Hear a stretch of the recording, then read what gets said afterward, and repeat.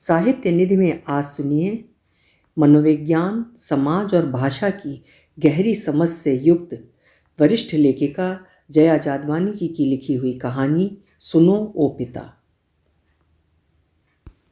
परम श्रद्धेय पिताजी, आज मैं बेहद विनीत भाव से आपको कुछ श्रद्धा सुमन अर्पित करना चाहती हूँ। मैं जो कुछ भी हूँ ना होती अगर आप वैसे ना होते जैसे थे। आपको टाइम खराब करना सख्त नापसंद है, सो जल्दी मुख्य बात पर आती हूँ। पिछले महीने मेरे दोनों भाइयों का पैगाम आया मेरे पास कि मैं अपने हिस्से की पैतृक संपत्ति उनके नाम लिख दूँ, नहीं तो वे मुझसे संबंध नहीं रखेंगे और मुझे देख लेंगे। मैं जानती हूँ मुझे देख लेने के चक्कर में वे किसी भी हद तक जा सकते हैं। वे भी उसी पितृसत्तात्मक व्यवस्था का हिस्सा हैं जिसके आप रहे। आपको भी पसंद नहीं था कि कोई स्त्री अपने अधिकार की बात करे या सोचे भी। आपने ये अनुमति ना माँ को दी ना मुझे। आपको याद ही होगा कि मेरे जरा से दबाव देने पर पूरा घर मुझ पर टूट पड़ता था। ये वकीलों वाली जिरह अपनी सास से करेगी तो वो बेचारी तो अपनी छाती कूट लेगी। सास ने छाती कूटी जरूर, पर मेरे जवाब देने से नहीं, मेरे पढ़ने लिखने से। वो भी बेचारी उसी पितृसत्तात्मक व्यवस्था का हिस्सा बनी रही जो समझते हैं कि लड़कियां पढ़ने लिखने से बिगड़ जाती हैं। बिल्कुल सही सोचते हैं। मेरे बिगड़ने की शुरुआत भी यहीं से हुई। 4 साल हो गए हैं आपको गए हुए, और शायद ही कभी मैंने आपको इस शिद्दत से याद किया हो। गाहे बगाहे कोई मुझे आपकी याद दिला भी देता था, ये कहते हुए कि तुम्हें देखकर तुम्हारी उम्र का अंदाज़ नहीं लगता, तुम अपनी उम्र से 20 साल छोटी लगती हो। तो मैं बेहद विनम्रता से जवाब देती हूँ कि मैं अपने पिता पर पड़ी हूँ। आप तो 90 की उम्र में भी 60 से ज़्यादा के नहीं लगते थे। लोग कहते थे आपकी टांगें काठ की बनी हैं, थकती ही नहीं।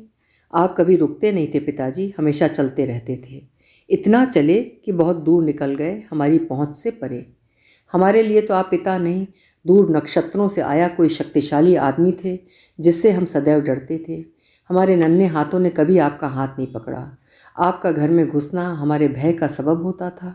आपके आने की आहट पाते ही हम अपनी कोई भी किताब खोल उसमें अपना सिर डाल देते थे, ताकि किसी भी तरह आपकी आंखों से ओझल रह सकें। जो आपके सामने पड़ा वो गया। पढ़ना तो माँ को पड़ता था, और वो ये कहर अपने मन और जिस्म पर झेलती थी। छलनी हो गए होंगे दोनों जब वे ऊपर गई होंगी।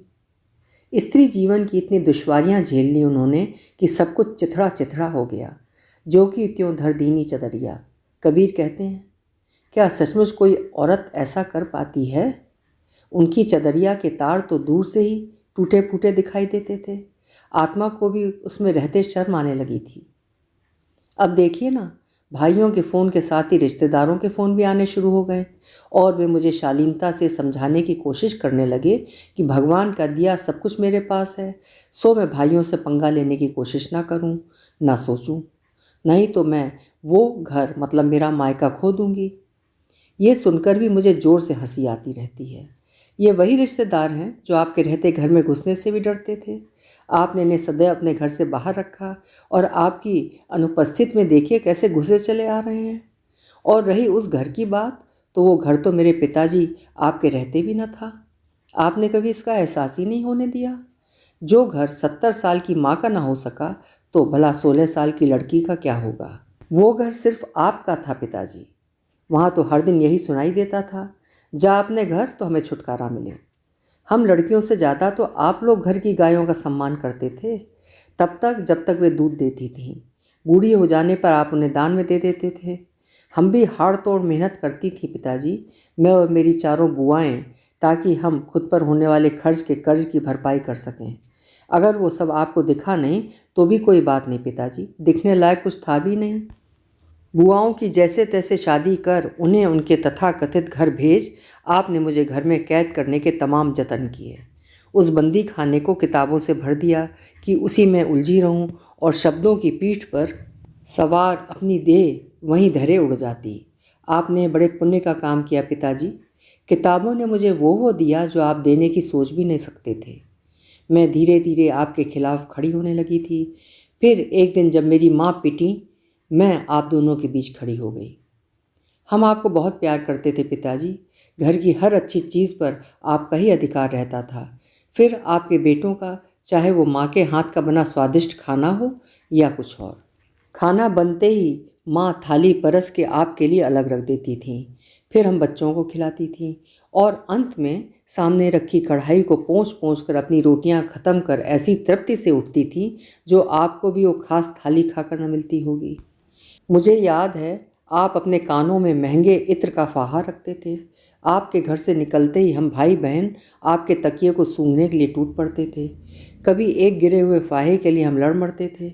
हम कितने भी नालायक हों, पर क्या होता पिताजी अगर एक फाहा आप हमारे कानों में भी रख देते। हम तमाम उम्र आपकी याद से महकते रहते। मुझे खुद पर बड़ी शर्म आती है कि मुझे वो चीज़ें याद नहीं हैं जो मुझे आपसे मिली। हौसला, स्वाभिमान, अकेले जूझने की फौलादी ताकत, खुददारी और भी बहुत कुछ। उस संघर्ष ने मेरे व्यक्तित्व को एक धार दी। नहीं, सिर्फ उसी संघर्ष ने नहीं, उस दूसरे संघर्ष ने भी जो उस दूसरे घर की देन थी जहां आपने शादी के नाम पर मुझे भेजा था। कितना मुक्त महसूस किया होगा आपने ये कहते हुए कि जा अब इस तरफ पीट करके सोना।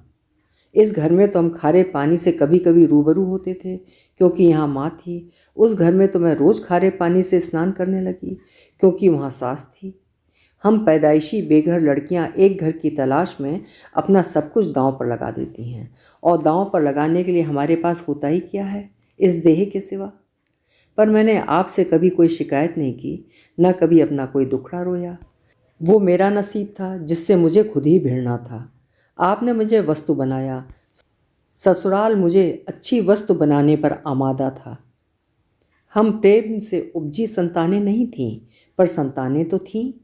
मैं आपसे आपके सामने पैदा हुई, पली बढ़ी जवान हुई, लड़ी झगड़ी पर घर में किसी को समझ में नहीं आई, यहाँ तक कि माँ को भी नहीं। उन पर आर्थिक बोझ तो था ही, अपनी और बच्चों की सुरक्षा का भी बोझ था। सुबह 3 बजे उठकर रात 11 बजे तक वो औरत हाड़ तोड़ मेहनत करती थी। आज की औरतों को जब देखती हूँ कि किस तरह वे बाजार में और बाजार उनमें नाच रहा है, वो लगी है पुरुष को खाली करने और अपनी लालसाएं जी लेने में, तो हैरानी नहीं होती। वो अपना पिछला बदला चुका रही है। मुझे माँ पर गुस्सा आता था। तमाम वक्त वो आपके और आपके बेटों के लिए व्रत अनुष्ठान करती थी, आंवले के पेड़ को गोल गोल घूमते हुए लाल धागे बांधती थी और होलिका दहन या अन्य त्योहारों में आपके लिए अंगारों पर मीठे रोट सेकती थी। आपने हमें 2 हिस्सों में तोड़ दिया था, कमर से नीचे और ऊपर। ये दोनों आपके लिए ही काम करते थे। नीचे का धड़ विद्रोह करता था और उसे सिर संभालता था, सिर विद्रोह करता था तो धड़ संभालता। आप ये कभी सोच भी नहीं सकते थे कि आपकी सत्ता से अलग भी मैं और माँ कुछ हो सकते हैं, कि हमारे पास भी अपना दिमाग और चेतना है। ये हमेशा आप ही तय करते थे कि हमें क्या और कितना देना चाहिए, और दिया भी। आप तो अपने नाकारा बेटों के हर सुख दुख में खड़े मिले पिताजी। वे आपकी करोड़ों की संपत्ति के मालिक होंगे, ये बात आपको अतुलनीय खुशी देती थी। वे पढ़ना नहीं चाहते थे, आप उनको मार मार कर पढ़ाते थे। मैं पढ़ना चाहती थी, आपने मेरी पढ़ाई छुड़वा दी। आप उन पर फिजूल खर्च करते थे, पर आर्थिक संकट से ग्रस्त अपनी बहनों को 100 रुपल्ली देते हुए कहते थे, मेरे पास कहाँ है बहना, बस काम चला रहा हूँ। अपने जिस नाम को रोशन कराने की आपको भयंकर लालसा थी, उसी नाम को आपके बेटों ने डुबो दिया। पर कोई बात नहीं पिताजी, जिस स्वर्ग में आप हैं वो भी आप जैसों का ही जमावड़ा है। वहाँ भी सारे देवता एक दूसरे की प्रशस्ति गाते गवाते हैं। देवियों का भी उन्होंने अनुकूलन कर रखा है। सो मुझे उम्मीद है ऊपर आपके नाम का झंडा जरूर लहरा रहा होगा। पर एक बात और बताइए पिताजी, क्या आपका नाम और शान कुछ सतही चीज़ों पर नहीं टिका था? मैं सिर पर दुपट्टा नहीं लेती थी तो आप चीखते थे, बेनज़ीर भुट्टो को देखो, सिर पर दुपट्टा लेकर तकरीर करती है, एक तुम हो, लोग क्या कहेंगे।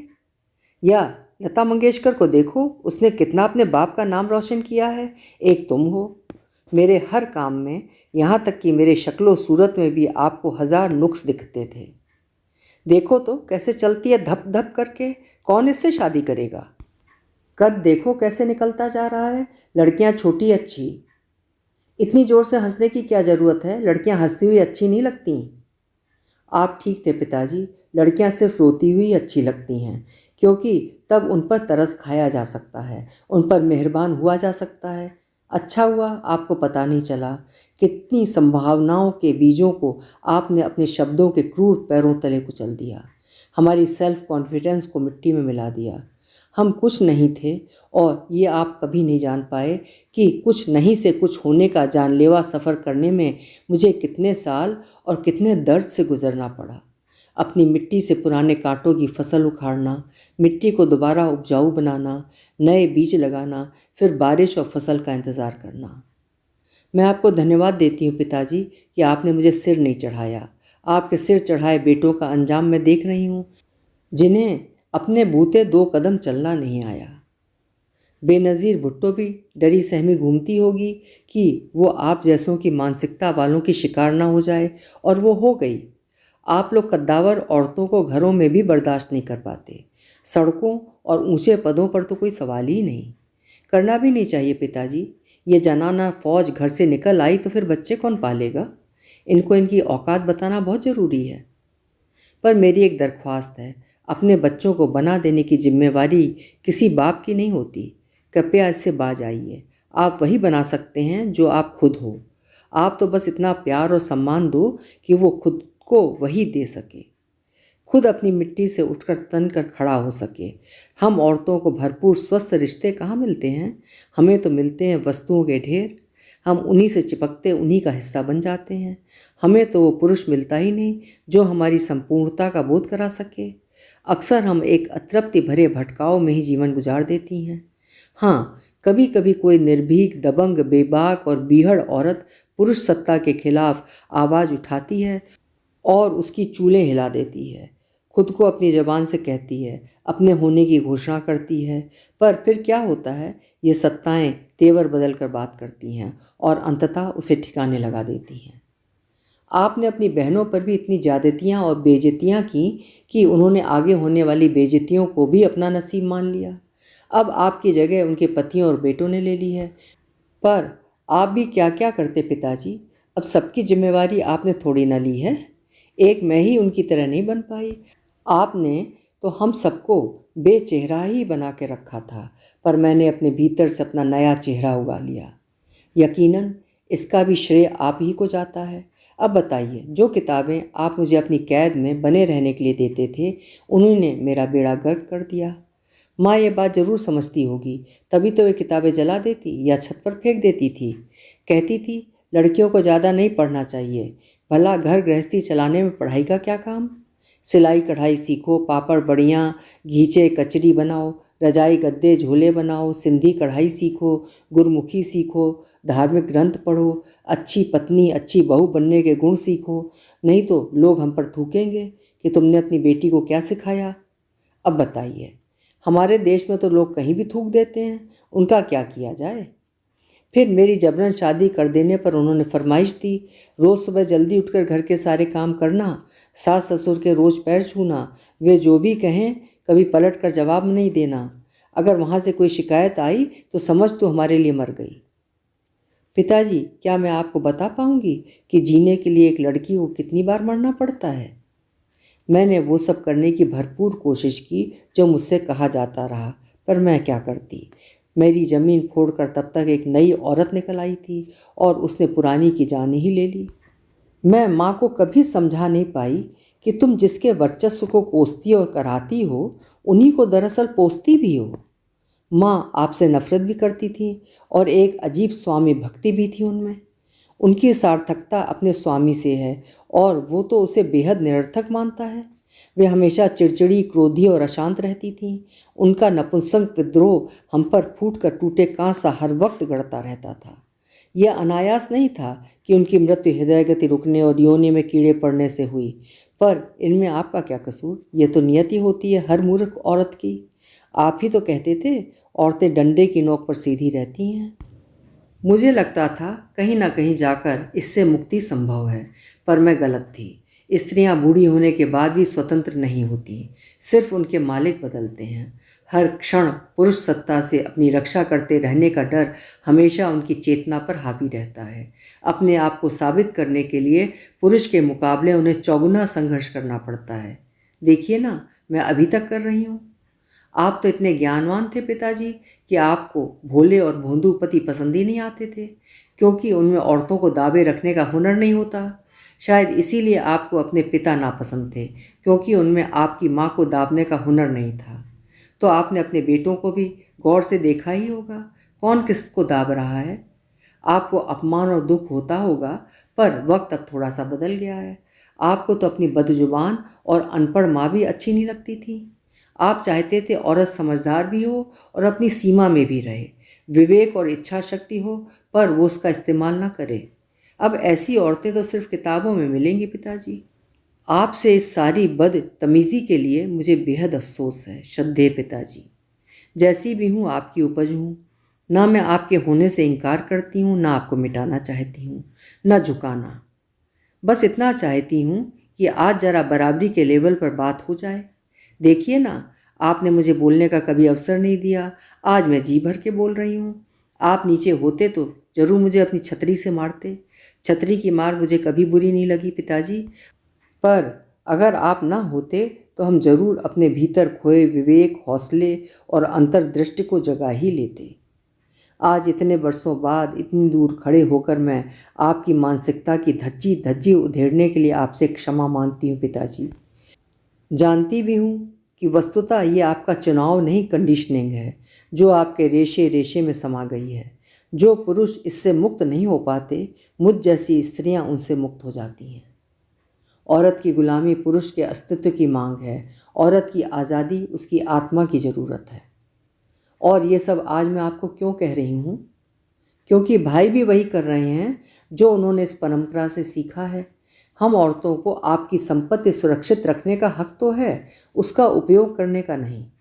वे चाहते हैं मैं फोकट में उनका टाइम खराब ना करूं, अपनी औकात में रहूं, चुपचाप अपना रास्ता नापूं, दफ़ा हूं उनकी ज़िंदगियों से। मैं तो कब की दफ़ा हो चुकी हूँ पिताजी। मैं किसी के भीतर जीवित नहीं हूँ, पर मेरे भीतर सब जीवित है। अब इस अधिकार से मुझे वंचित करने के लिए उन्हें बहुत पापड़ बेलने पड़ेंगे, जिन्हें ठीक से न बेल सकने पर आप लोग मेरी उंगलियां तोड़ते थे। मुझ में आपका पवित्र खून है पिताजी। इस लड़ाई में हार कर मैं आपको शर्मिंदा होने का मौका हरगिज़ नहीं दूंगी। इस अपराध की क्षमा प्रार्थना कभी की हो तो वापस लेती हूँ। आपकी उद्दंड बेटी। नाम नहीं लिख रही हूँ, आपका दिया नाम पीछे छोड़ आई हूँ। नया जानकर आप क्या करेंगे? अभी आप सुन रहे थे जया जादवानी जी की लिखी हुई एक विचारोत्तेजक कहानी, सुनो ओ पिता।